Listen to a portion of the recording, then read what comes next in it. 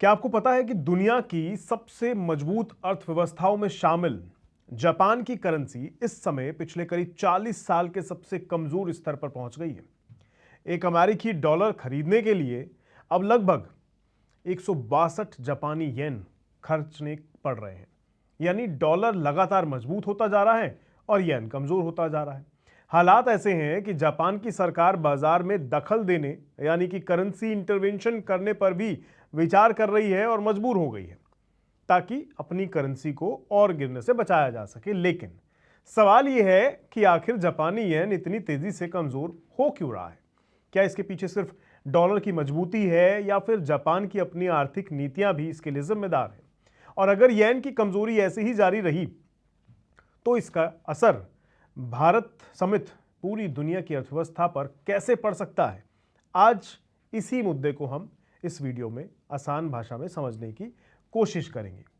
तो सबसे पहले समझते हैं कि आखिर येन के साथ हो क्या रहा है। देखिए, हाल ही में जापानी करेंसी डॉलर के मुकाबले 162 प्रति डॉलर के स्तर पर पहुंच गई है, जो 1986 के बाद सबसे कमजोर स्तर माना जा रहा है। यानी पिछले लगभग 4 दशकों में पहली बार येन इतनी बड़ी गिरावट का सामना कर रहा है। आमतौर पर जापान को एक मजबूत अर्थव्यवस्था और सुरक्षित निवेश की जगह माना जाता है, लेकिन इस बार विदेशी निवेशक डॉलर की तरफ ज्यादा आकर्षित हो रहे हैं और यही वजह है कि येन पर दबाव लगातार बढ़ता चला जा रहा है। अब सवाल उठता है कि आखिर ऐसा क्यों हो रहा है? इसकी सबसे बड़ी वजह है अमेरिका और जापान के ब्याज दरों का अंतर। मतलब अमेरिका में महंगाई को नियंत्रित करने के लिए ब्याज दरें ऊंचे स्तर पर बनी हुई हैं और बाजार को उम्मीद है कि जरूरत पड़ने पर अमेरिकी केंद्रीय बैंक यानी फेडरल रिजर्व आगे भी सख्त रुख अपना सकता है। दूसरी तरफ जापान का केंद्रीय बैंक लंबे समय तक बेहद कम ब्याज दरों की नीति अपनाता रहा है। ऐसे में निवेशकों को जापान में पैसा रखने से कम रिटर्न मिलता है, जबकि अमेरिका में ज्यादा। इसलिए बड़ी मात्रा में पैसा डॉलर में जा रहा है और डॉलर मजबूत होता दिखाई दे रहा है। यहीं से शुरू होता है एक और बड़ा खेल, जिसे कैरी ट्रेड कहा जाता है। इसमें निवेशक जापान से बेहद कम ब्याज दर पर कर्ज लेते हैं और उस पैसे को अमेरिका जैसे देशों में निवेश कर देते हैं, जहां उन्हें ज्यादा ब्याज मिलता है। इससे येन बेचने और डॉलर खरीदने की मांग बढ़ जाती है। जब बाजार में लगातार येन बिकता है और डॉलर खरीदा जाता है तो स्वाभाविक रूप से येन की कीमत गिर जाती है। यही कारण है कि आज जापानी करेंसी लगातार दबाव में बनी हुई है। एक और वजह है डॉलर की लगातार बढ़ती मजबूती की। अमेरिका की अर्थव्यवस्था अपेक्षाकृत मजबूत बनी हुई है। रोजगार के आंकड़े, बॉन्ड यील्ड और निवेशकों का भरोसा डॉलर को लगातार समर्थन दे रहा है, मतलब उसको सपोर्ट कर रहा है। इसके अलावा वैश्विक अनिश्चितता जो है यानी ग्लोबल अनसर्टेनिटी के समय निवेशक डॉलर को सुरक्षित निवेश के रूप में मानते हैं। यही कारण है कि दुनिया भर से पैसा डॉलर में जा रहा है और इसका सीधा असर जापानी येन पर भी पड़ रहा है। अब बात करते हैं कि जापान की चिंता क्या है और जो जापान की चिंता है उसके हम पर क्या असर पड़ेगा।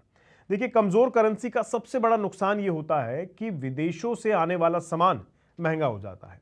जापान अपनी जरूरत का बड़ा हिस्सा, खासकर तेल और गैस, आयात करता है। जब येन कमजोर होता है तो उसी तेल और गैस को खरीदने के लिए जापान को ज्यादा डॉलर खर्च करने पड़ते हैं।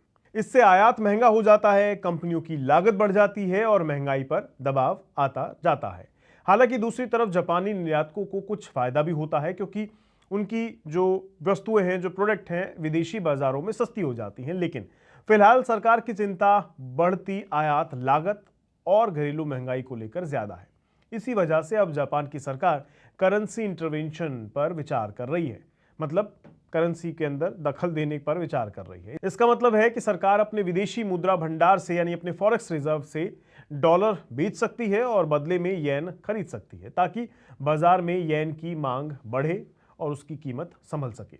जापान पहले भी ऐसा कर चुका है और अरबों डॉलर खर्च कर चुका है, लेकिन उसका असर ज्यादा समय तक नहीं टिक पाया। विशेषज्ञों का मानना है कि जब तक अमेरिका और जापान की ब्याज दरों के बीच का ये अंतर बड़ा हुआ दिखाई देता रहेगा, तब तक सिर्फ इंटरवेंशन से येन को लंबे समय तक मजबूत रखना आसान नहीं होगा। अब सवाल यह है कि इसका भारत पर क्या असर होगा। अगर डॉलर लगातार मजबूत रहता है तो भारतीय रुपये पर भी दबाव बढ़ सकता है। इससे कच्चे तेल का आयात महंगा हो सकता है और महंगाई पर असर भी पड़ सकता है। दूसरी तरफ जापान से मशीनरी, ऑटोमोबाइल और इलेक्ट्रॉनिक्स आयात करने वाली कंपनियों को कुछ मामलों में कीमतों का फायदा भी मिल सकता है, क्योंकि कमजोर येन जापानी निर्यात को अधिक कॉम्पिटिटिव बना देते हैं। यानी इसका असर केवल जापान तक सीमित नहीं रहने वाला है, बल्कि ग्लोबल जो ट्रेड है और वित्तीय बाजार जो हैं, फाइनेंशियल मार्केट्स जो हैं, उन पर भी इसका असर पड़ सकता है। कुल मिलाकर जापानी येन का 40 साल के निचले स्तर पर पहुंचना केवल एक करेंसी की कहानी नहीं है, एक करेंसी का मुद्दा नहीं है, बल्कि ये दुनिया की दो बड़ी अर्थव्यवस्थाओं की मौद्रिक नीतियां, ब्याज दरें, निवेशकों की रणनीति और ग्लोबल आर्थिक जो माहौल चल रहे हैं, उनका नतीजा है। आने वाले दिनों में पूरी दुनिया की नज़र जापान की सरकार और बैंक ऑफ जापान पर रहने वाली है कि वो क्या करते हैं बाजार में, कैसा उनका इंटरवेंशन होता है, या फिर ब्याज दरों में कोई बड़ा बदलाव वो करते हैं या नहीं। ये सब देखना काफ़ी ज़रूरी होगा, क्योंकि इन फैसलों का असर सिर्फ जापान पर नहीं होगा, बल्कि दुनिया भर के वित्तीय बाजारों पर भी देखने को मिल सकता है। बाकी देखते हैं क्या कुछ होता है। मैं मिलूंगा आपसे अगली वीडियो में, तब तक के लिए नमस्कार।